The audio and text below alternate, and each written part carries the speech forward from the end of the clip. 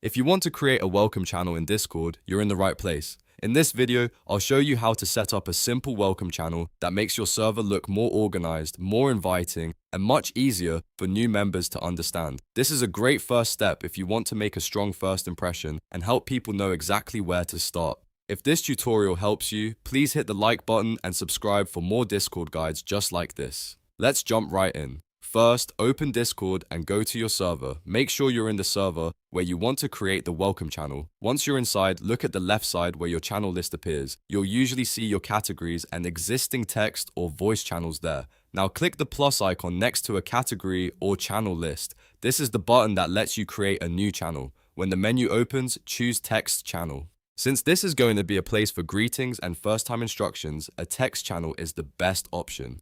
Next, you'll need to name the channel. You can keep it simple and clear, like welcome. You could also use a more styled name such as welcome or start here. The goal is to make the purpose of the channel obvious at a glance so new members immediately know where to look. After you enter the name, click Create Channel. Discord will then make the new channel and add it to your server list. Once the channel is created, open the new channel and add a welcome message. This part is important because it gives your members a friendly introduction the moment they arrive. You can post a message that says hello, welcomes new members, and explains the next steps they should take inside the server. You can also include your server rules, important links, or a short checklist like reading the rules, introducing themselves, or checking out the different channels. A good welcome message helps new people feel comfortable right away and reduces confusion. If you want, you can even pin the message so it stays at the top and is easy to find. That way, anyone joining later can quickly see the important information without scrolling through chat. You can also format the message to make it cleaner and easier to read.